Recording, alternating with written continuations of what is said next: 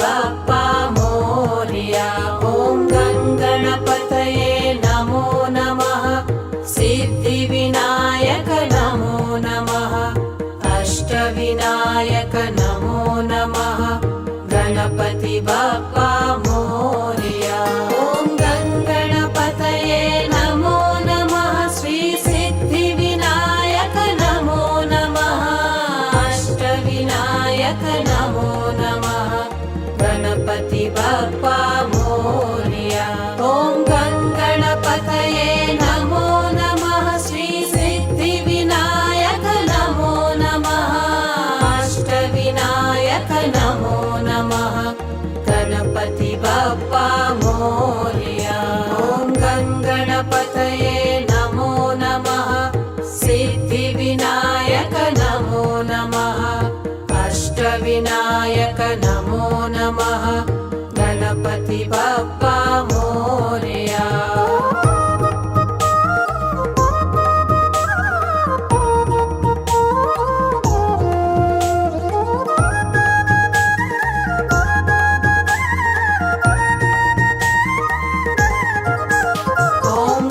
गणपतये नमो नमः। सिद्धिविनायक नमो नमः। अष्टविनायक नमो नमः। गणपति बाप्पा मोरया। ॐ गणपतये नमो नमः। सिद्धिविनायक नमो नमः। अष्टविनायक नमो नमः। गणपति बाप्पा मोरया। ॐ गणपतये नमो नमः। श्री सिद्धिविनायक नमो नमः। अष्टविनायक नमो नमः। गणपति बाप्पा मोरया। ॐ गणपतये नमो नमः। श्री सिद्धिविनायक नमो नमः। अष्टविनायक नमो नमः। गणपति बाप्पा मोरया। ॐ गणपतये नमो नमः। सिद्धिविनायक नमो नमः। अष्टविनायक नमो नमः। गणपति बाप्पा मोरया। ॐ भूर्भुवस्वः तत्सवितुर्वरेण्यं भर्गो देवस्य धीमहि धियो यो नः प्रचोदयात्। ॐ भूर्भुवस्वः तत्सवितुर्वरेण्यं भर्गो देवस्य धीमहि धियो यो नः प्रचोदयात्। ॐ भूर्भुवस्वः तत्सवितुर्वरेण्यं भर्गो देवस्य धीमहि धियो यो नः प्रचोदयात्।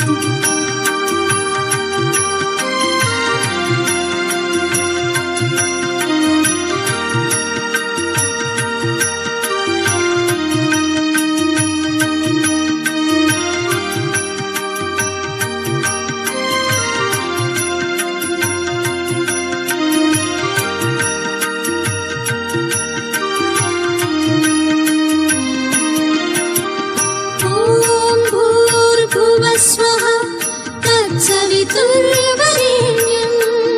भर्गो देवस्य धीमहि धियो यो नः प्रचोदयात्।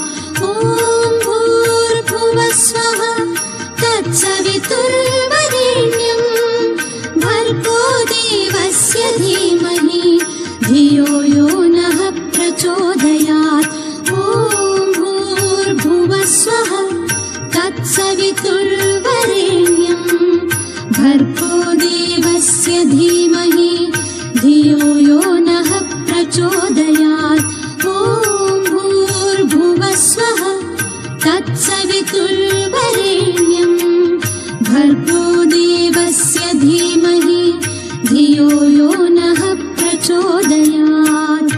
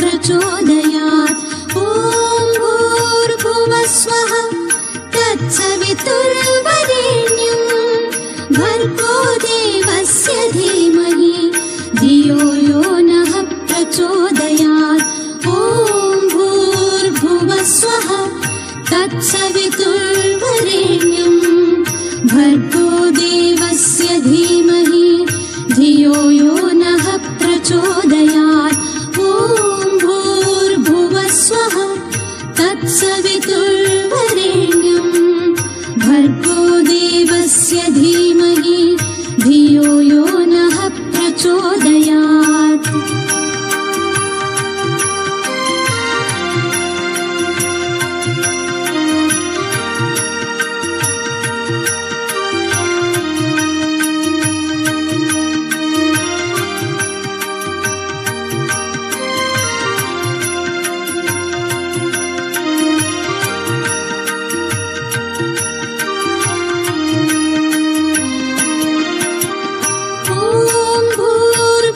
स्वः तत्सवितुर्वरेण्यं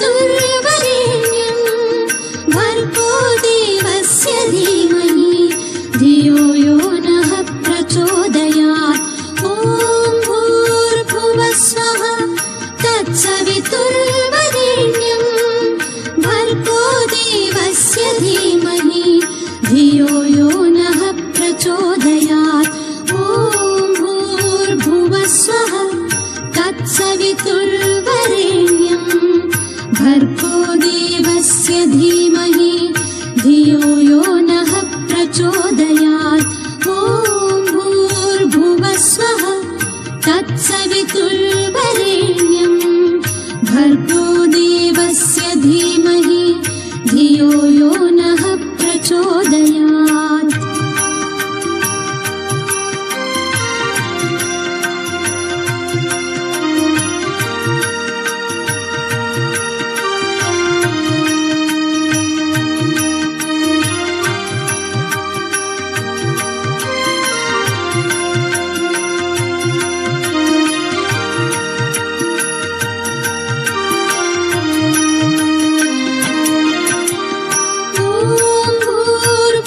स्वः तत्सवितुर्वरेण्यं भर्गो देवस्य धीमहि धियो यो नः प्रचोदयात्। ॐ भूर्भुवः स्वः तत्सवितुर्वरेण्यं भर्गो देवस्य धीमहि धियो यो नः प्रचोदयात्। ॐ भूर्भुवः स्वः तत्सवितुर्वरेण्यं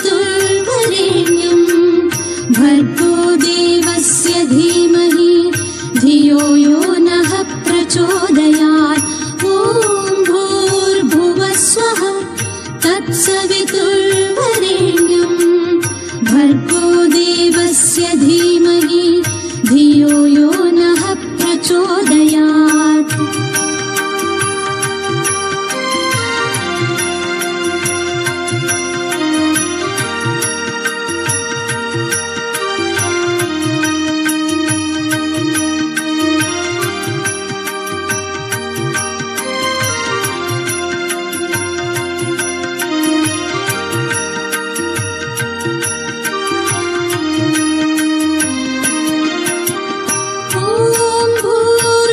स्वः तत्सवितुर्वरेण्यं भर्गो देवस्य धीमहि धियो यो नः प्रचोदयात्। ॐ भूर्भुवः स्वः तत्सवितुर्वरेण्यं भर्गो देवस्य धीमहि धियो यो नः प्रचोदयात्। ॐ भूर्भुवः स्वः तत्सवितुर्वरेण्यं भर्गो देवस्य धीमहि धियो यो नः प्रचोदयात्। ॐ भूर्भुवः स्वः तत्सवितुर्वरेण्यं भर्गो देवस्य धीमहि धियो यो नः प्रचोदयात्।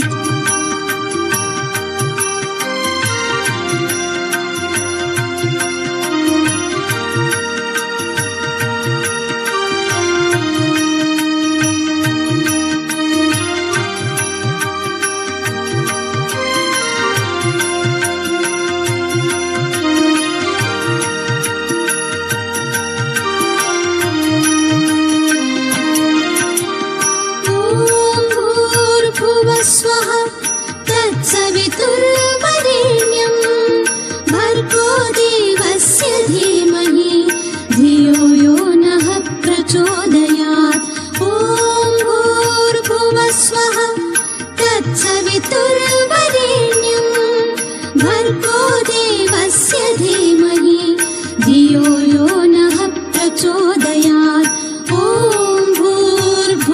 स्वहा तत्सवितुर्वरेण्यं भर्गो देवस्य धीमहि धियो यो नः प्रचोदयात्।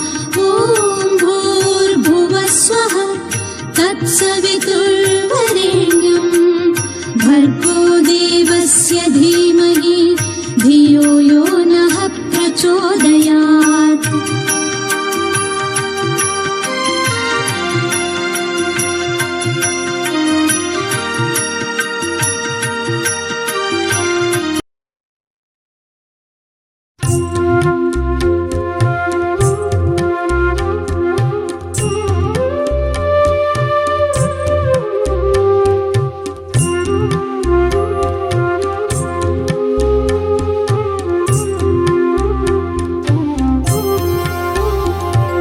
ब्रह्ममुरारिसुरार्चितलिङ्गं निर्मलभासितशोभितलिङ्गम् जन्मजदुःखविनाशकलिङ्गं तत्प्रणमामि सदा शिवलिङ्गम्।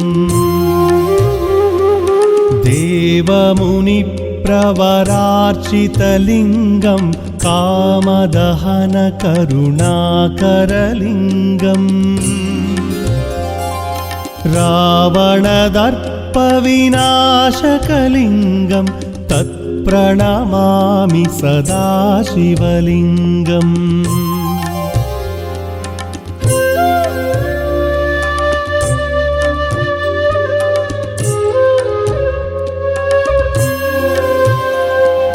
सर्वसुगन्धसुलेपितलिङ्गं बुद्धिविवर्धनकारणलिङ्गं सिद्धसुरासुरवन्दितलिङ्गं तत्प्रणमामि सदा शिवलिङ्गं।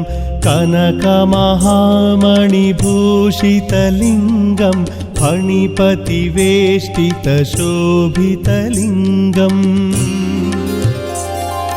दक्षसुयज्ञविनाशकलिङ्गं तत्प्रणमामि सदा शिवलिङ्गम्। कुङ्कुमचन्दनलेपितलिङ्गं पङ्कजहार सुशोभितलिङ्गम् सञ्चितपापविनाशकलिङ्गं तत्प्रणमामि सदा शिवलिङ्गम्।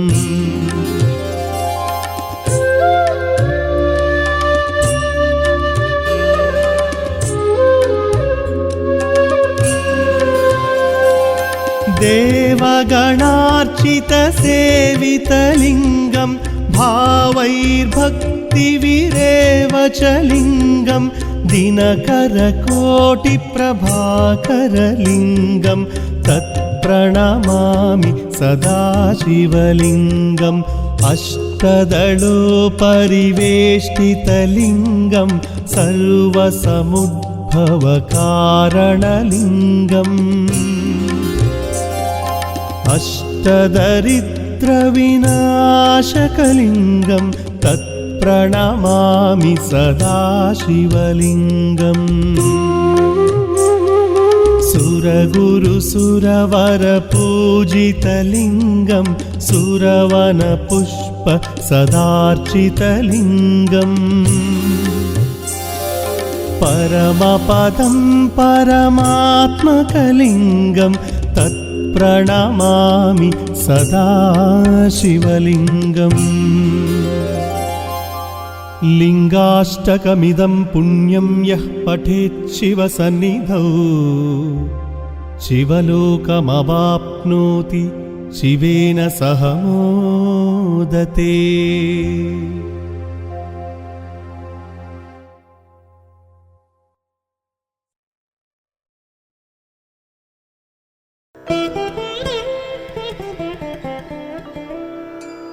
अंगं हरेः पुलकभूषणमाश्रयन्ती भृङ्गाङ्गनेव मुकुलाभरणं तमालम् अंगीकृता किल विभूतिरपाङ्गलीला माङ्गल्यदास्तु मम मङ्गलदेवतायाः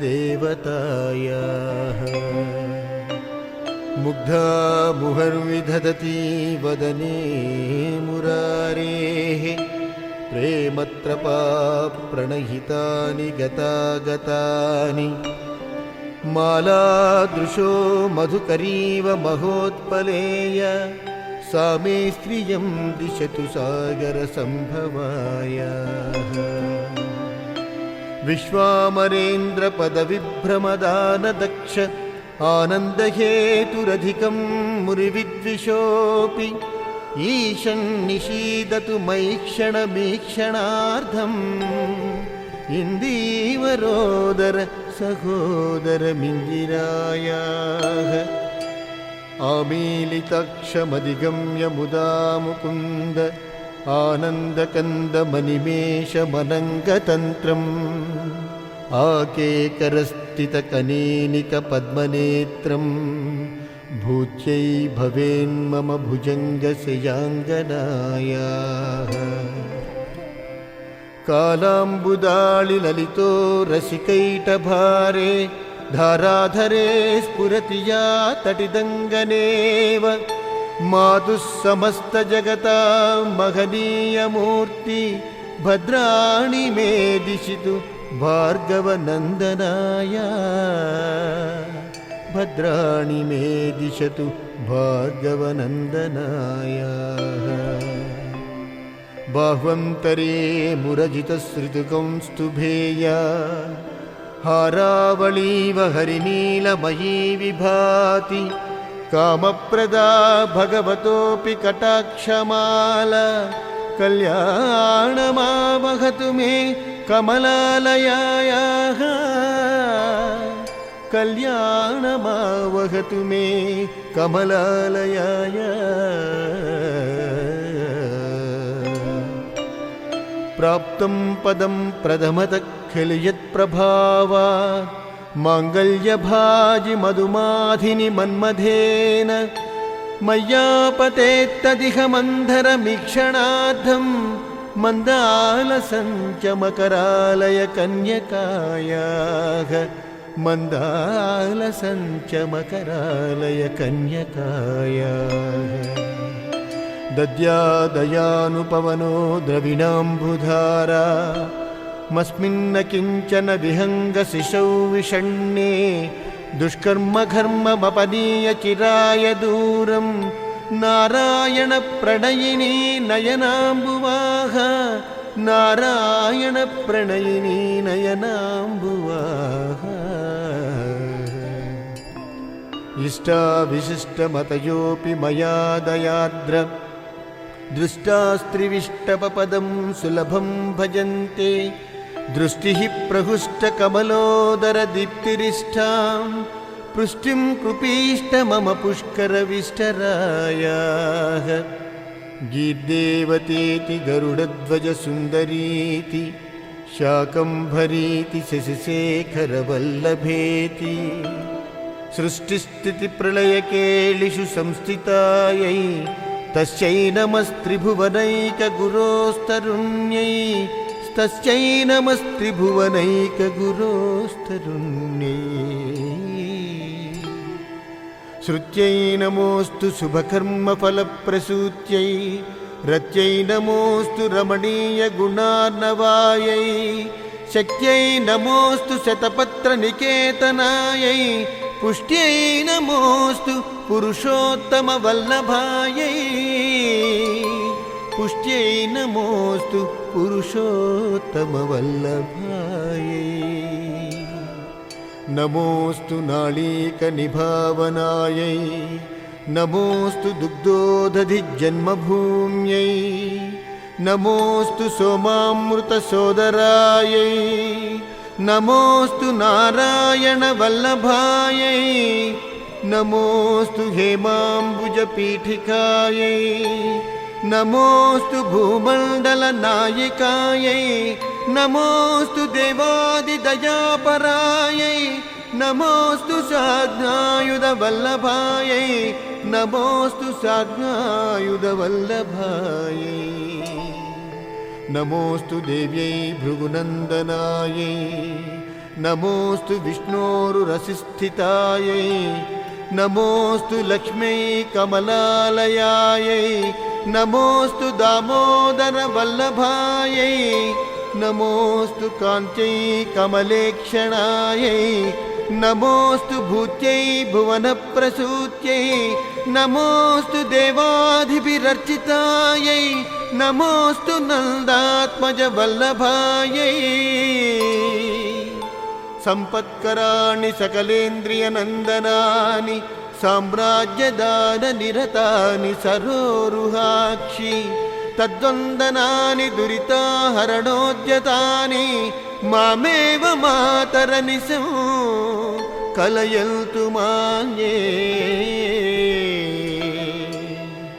यत्कटाक्षसमुपासनाविधिः सेवकस्य सकलार्धसम्पदः सन्तनोति वचनाङ्गमानसै त्वां मुरारि हृदयेश्वरीं भजे त्वां मुरारि हृदयेश्वरीं भजे सरसिजनयने सरोजहस्ते धवळतरां सुखगन्धमाल्यशोभे भगवति हरिवल्लभे मनोज्ञे त्रिभुवनभूतिकरि प्रसीद मह्यम् दिग्धस्त्रिभिः कनककुम्भमुखावसृष्ट स्रग्वाहिनी विमलचारु जलप्लुताङ्गिम् प्रातर्नमामि जगतां जननीमशेष लोकाधिनाथ गृहिणी अमृताब्धिपुत्रीम् कमले कमलाक्षवल्लभे त्वं करुणापूरतरङ्गितैरपाङ्गैः अवलोकय मामकिल्चनानां प्रथमं पात्रमकृत्रिमं दयाय बिल्वाटवीमज्जलसत्सरोजे सहस्रपत्रे सुखसन्निविष्टाम् अष्टापदाम्बोरुहपाणिपद्मां सुवर्णवर्णां प्रणमामि लक्ष्मीं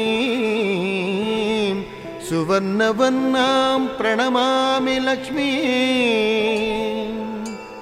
कमलासना पाणिना ललाटे लिखिताम् अक्षरपङ्क्तिमस्य जन्तोः परिमार्जय मातरङ्घ्रिणाते धनिकद्वारनिवास दुःखदोग्ध्रीम् अम्बोरुहं जन्मगृहं भवत्याः वक्षस्थलं भर्तृगृहं मुरारेः कारुण्यतः कल्पय पद्मवासे लीलागृहं मे हृदयारविन्दम् लीलागृहं मे हृदयारविन्दम् स्तुवन्ति ये स्तुतिभिरमोभिरन्वहं त्रयीमयं त्रिभुवनमातरं रमा गुणाधिका गुरुतर भाग्यभाजिनो भवन्ति ते भुवि बुधभाविताशयाः भवन्ति ते भुवि बुध भाविताशयाः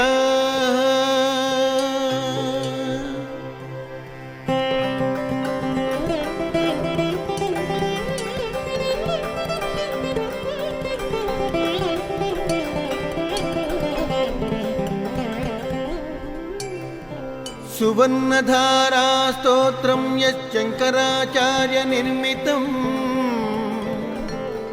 त्रिसन्ध्यं यः पठे नित्यं स कुबेरसमो भवेत् सुवर्णधारा स्तोत्रं यश्शङ्कराचार्य निर्मितम्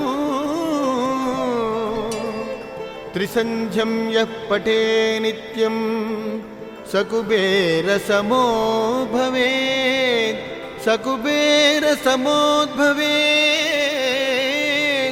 स कुबेर समोद्भवे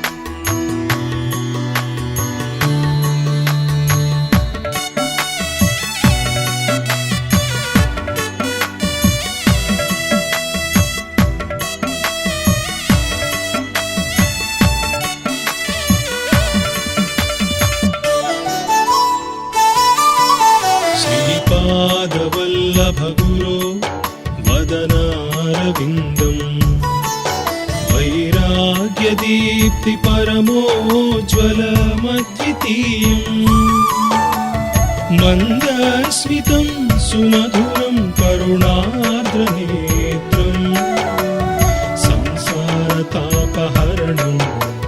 सततं स्मरामि। दिगम्बरा दिगम्बरा श्रीपादवल्लभ दिगम्बरा दिगम्बरा दिगम्बरा श्रीपादवल्लभ दिगम्बरा नृसिंह सरस्वती दत्त दिगम्बर स्वामी समर्था दत्त दिगम्बर माणिक्य प्रभु दत्त दिगम्बर श्री साईनाथ दत्त दिगम्बर दिगम्बरा दिगम्बरा श्रीपादवल्लभ दिगम्बरा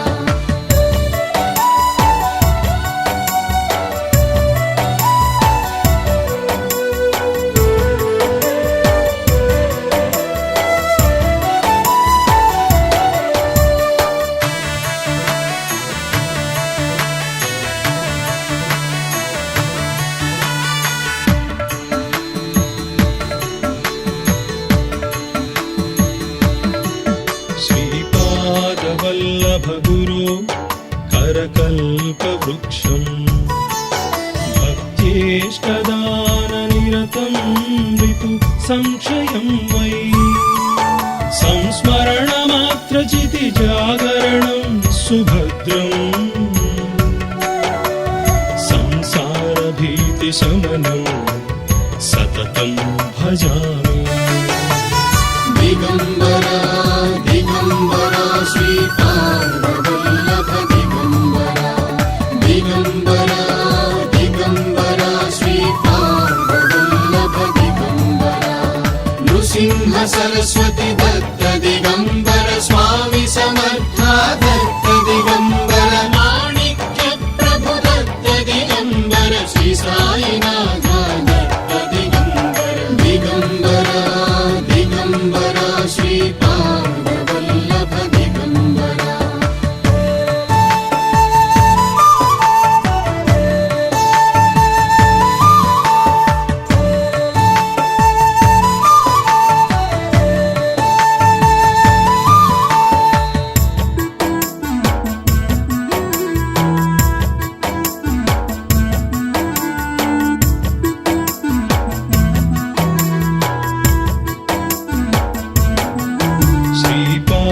श्रीपादवल्लभगुरो परमेश्वरस्य योगीश्वरस्य शिवशक्ति समन्वितस्य श्रीपर्वतस्य शिखरं खलु सन्निविष्टम् त्रैलोक्यपावन पदाब्जमहं नमामि। दिगम्बरा दिगम्बरा श्रीपादवल्लभ दिगम्बरा दिगम्बरा दिगम्बरा श्रीपादवल्लभ दिगम्बरा नृसिंह सरस्वती दत्त दिगम्बर